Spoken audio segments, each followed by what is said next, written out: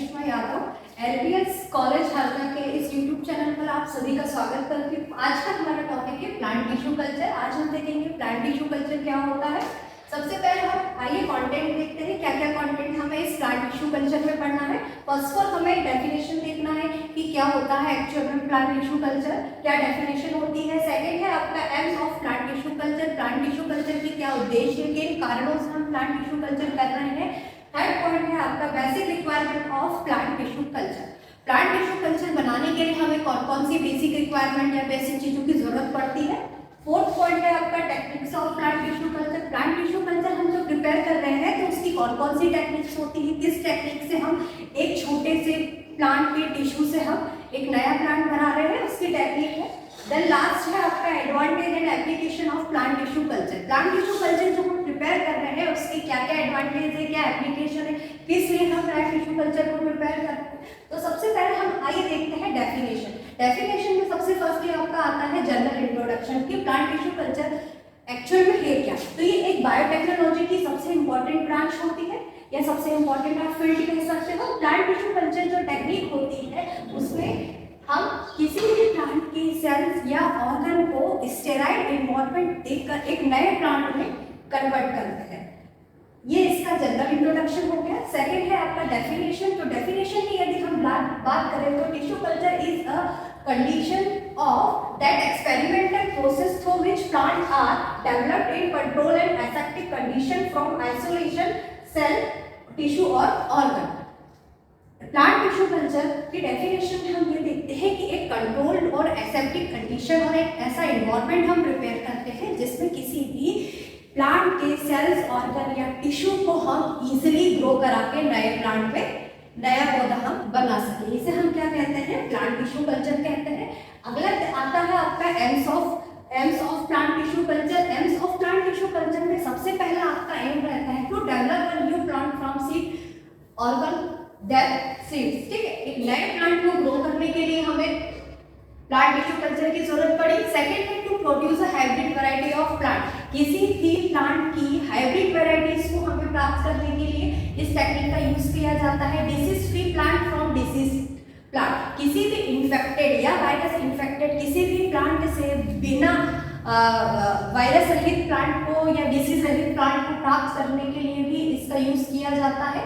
फिर reproductive cycle को reduce करने के लिए किसी भी रिप्रोडक्टिव साइकिल रहती है उसके पीरियड्स को रिड्यूस करने के लिए इस टेक्निक का यूज किया जाता है। हाइब्रिड प्लांट्स को डेवलप करने के लिए हम प्लांट टिश्यू कल्चर का यूज करते हैं। Production of new plant variety by somatic hybridisation. Somatic hybridisation का यूज करके हम नए प्लांट की वैरायटीज या न्यू प्लांट की वैरायटीज को प्राप्त कर सकते हैं। स्टेट रेजिस्टेंट प्लांट्स को डेवलप करने के लिए हम प्लांट टिश्यू कल्चर का यूज करते हैं और ट्रांसजेनिक प्लांट्स को प्राप्त करने के लिए भी हम इस टेक्निक का यूज करते हैं। अगला है आपका basic requirement of plant tissue culture. किसी भी प्लांट टिश्यू कल्चर को प्रिपेयर करने के लिए हमें बेसिक चीजों की कौन कौन सी जरूरत होती है। तो सबसे पहले देखा जाता है लैबोरेटरी। लैबोरेटरी में हमें इसके लिए हमें 3 रूम्स की जरूरत होती है। एक रूम बड़ा होता है, 2 रूम आपके छोटे होते हैं। हमें क्लीन रूम्स चाहिए होता है। पहले रूम में इनक्यूबेशन का काम किया जाता है। सेकेंड रूम में आप प्रॉपर ह्यूमिडिटी और लाइट को कंट्रोल करने वाला रूम रहता है और तीसरा आपका स्टेराइल रूम रहता है। इस तरीके से लेबोरेटरी में हमें 3 तरीके के रूम्स की जरूरत होती है किसी भी प्लांट टिश्यू को प्रिपेयर करने के लिए।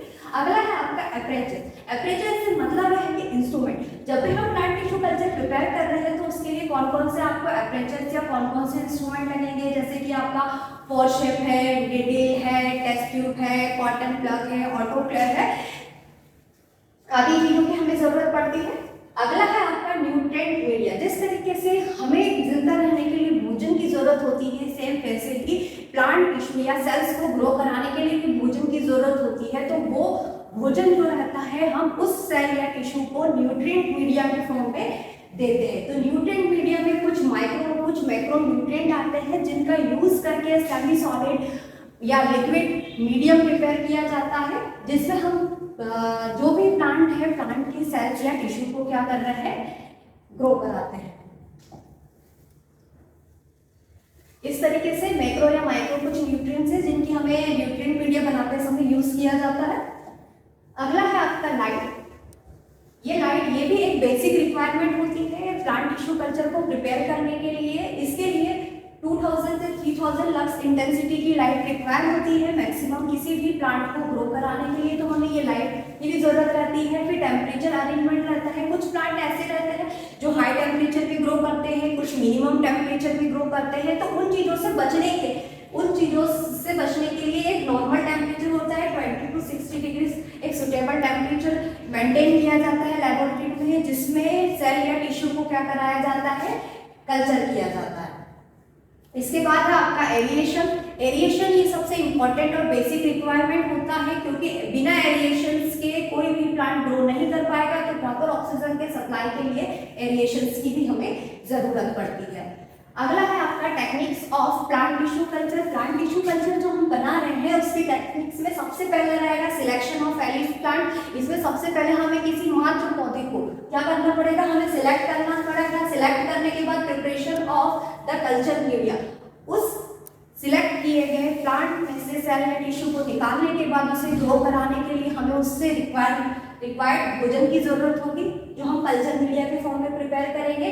फिर इनिशिएशन ऑफ कल्चर, कौन सा कल्चर उसके लिए जरूरी है वो देखेंगे। फिर मल्टीप्लिकेशन स्टेज होगी, जिसमें धीरे धीरे कैलस आपका बनना स्टार्ट होगा, फिर उसका डेवलपमेंट होगा। डेवलपमेंट के बाद टेस्ट को क्या से हम उस कैलस को निकालकर फील्ड में डाल देंगे। अब इस टेक्निक को समझने के लिए सबसे पहले देखा जाएगा, हमने एक एलिड प्लांट लिया। एलिड प्लांट से किसी भी सेल, टिश्यू या ऑर्गन को क्या करेंगे, हम फॉरशेप, चाकू या निडल की सहायता से हम उसे अलग कर लेंगे। अलग करने के बाद हम एक टेस्ट ट्यूब लेंगे। टेस्ट ट्यूब के अंदर हम क्या करेंगे, न्यूट्रिएंट मीडिया प्रिपेयर करेंगे। न्यूट्रिएंट मीडिया सेमी सॉलिड या लिक्विड होना चाहिए, पूरा सॉलिड मीडिया कभी प्रिपेयर नहीं करना चाहिए। सेमी सॉलिड या लिक्विड मीडिया को हम क्या करेंगे, प्रिपेयर करेंगे। वो मीडिया प्रिपेयर करने के बाद उसके ऊपर कॉटन प्लग लगाएंगे। कॉटन प्लग लगा के 20 से लेकर 30 मिनट के लिए 125 डिग्री टेम्परेचर पर ऑटोक्लेव में हम क्या करेंगे, उसे इंक्यूबेट कर देंगे। इंक्यूबेशन के बाद हम उस टेस्ट ट्यूब को निकालेंगे और टेस्ट ट्यूब को निकालने के बाद क्लोरीन जल से उसे वॉश करेंगे, ताकि उसमें कुछ जम्स या कभी रह गए हो तो वो क्या हो जाएंगे, पूरे क्लीन हो जाए। अब जम्स क्लीन होने के बाद सेपरेट की गई सेल्स या टिश्यू या ऑर्गन को हम क्या करेंगे, उस टेस्ट ट्यूब में क्या करेंगे, हम इंक्यूबेट कर देंगे। इंक्यूबेट करने के बाद हम कुछ समय के लिए इंक्यूबेट करने के बाद हम उसे वापस से कॉटन प्लग को अच्छे से लगा देंगे।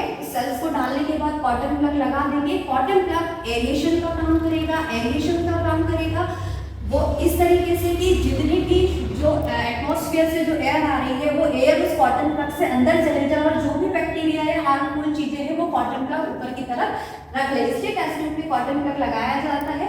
अब उस सेल या टिश्यू को उसमें डालने के बाद हम क्या करेंगे, उसे वापस से सब कल्चरिंग करेंगे और उसे ऑटोक्लेव, उसे हम इंक्यूबेटर में रख देंगे। इंक्यूबेटर में 20 से 26 डिग्री टेम्परेचर पर कुछ समय के लिए रख दिया जाएगा। रखने के बाद हम कुछ समय उसे वैसा ही छोड़ देंगे। इसके बाद हम देखते हैं कि जो हमने सेल या टिश्यू जो लिया हुआ था प्लांट का, उस सेल या टिश्यू को हम धीरे धीरे उसमें कैलस आना स्टार्ट हो गए। धीरे धीरे कैलस आना स्टार्ट हो जाएंगे। अभी कैलस आ गए तो धीरे धीरे फिर वो थोड़ा सा ग्रो और करेगा। ग्रो करने के बाद हम देखेंगे कि उसमें थोड़ी सी रूट्स आ गई है, लीव्स आ गई है। तो जैसे ही उसमें लीव्स आ जाती है, रूट्स आ जाती है, प्लांट फोटोसिंथेसिस करना स्टार्ट कर देता है, तो हम उसे क्या करेंगे, प्लॉटिंग कर देंगे। किसी भी थोड़े ग्लास हाउस में कुछ समय के लिए छोड़ देंगे और इसके बाद हम उसे प्लॉटिंग कर देंगे या किसी भी फील्ड या खेतों में हम लगा देंगे। प्लांट टिश्यू कल्चर की स्टेप्स थी। इस स्टेप्स में हमने क्या देखा था, सबसे पहले टिश्यू लिया। टिश्यू लेने के बाद मीडिया प्रिपेयर किया, मीडिया को इंक्यूबेट किया। इंक्यूबेट करने के बाद स्टरलाइज किया। स्टरलाइजिंग के बाद हमने उस टिश्यू या सेल्स को जो हमने सेपरेट किया था एलिड प्लांट से, उसे टेस्ट ट्यूब में डाल दिया। उसे फिर सब कल्चरिंग किया, इंक्यूबेट किया, कुछ समय के लिए छोड़ा। तो हमने देखा कि जो टिश्यू है वो टिश्यू ने क्या कर दिया, कैलस का रूप लेना शुरू कर दिया। फिर उस कैलस जैसे ही धीरे धीरे बड़ा हो गया, उसमें रूट और लीव्स आना स्टार्ट हो गए, तो फिर हमने उसे प्लॉटिंग कर दी। ये प्लांट टिश्यू कल्चर की आपकी स्टेप्स थी। अब स्टेप्स के बाद आता है advantage and applications of plant tissue culture. सबसे पहले जो रहता है, इसका पहला एडवांटेज है development of disease resistant varieties of plant. सबसे पहले इसमें मतलब बिना रोग वाली रोग मुक्त प्लांट्स की वैरायटीज को इसको प्राप्त करने के लिए इसका यूज किया जाता है production of better and microbes free cotton. इस टेक्निक का यूज माइक्रोब्स फ्री मतलब जर्म्स, बिना जर्म्स वाले अच्छे पौधों को प्राप्त करने के लिए, अच्छे कॉटन को प्राप्त करने के लिए इसका यूज किया जाता है। Production of virus free plant, बिना वायरस वाले प्लांट का प्रोडक्शन करने के लिए भी हम इस टेक्निक्स का यूज करते हैं। हाइब्रिड प्लांट्स को प्राप्त करने के लिए भी इस टेक्निक का यूज किया जाता है। Production of new variety plant, नई वैरायटी के प्लांट्स को प्राप्त करने के लिए भी हम इस प्लांट टिश्यू कल्चर टेक्निक का यूज करते हैं। फिर this technique is usually in conservation of germs plant of rare species. कुछ स्पीसीज ऐसी रहती है प्लांट की जो रेयर रहती है, जिनके खत्म होने के चांसेस रहते हैं, तो उनके जर्म प्लांट को कंजर्व करने के लिए भी प्लांट टिश्यू कल्चर टेक्निक का यूज किया जाता है। This technique is very useful in the development of clone of plant. Plant के क्लोन्स को बनाने के लिए भी इस टेक्निक का यूज किया जाता है और आर्टिफिशियल सीड्स को प्राप्त करने के लिए भी हम प्लांट टिश्यू कल्चर का यूज करते हैं। इस तरीके से हमारा ये टॉपिक कंप्लीट होता है। लाइक, शेयर और सब्सक्राइब करें हमारे इस चैनल को और बेल आइकन को दबाना ना भूलें ताकि हमारी वीडियो आप तक सबसे पहले पहुंचे।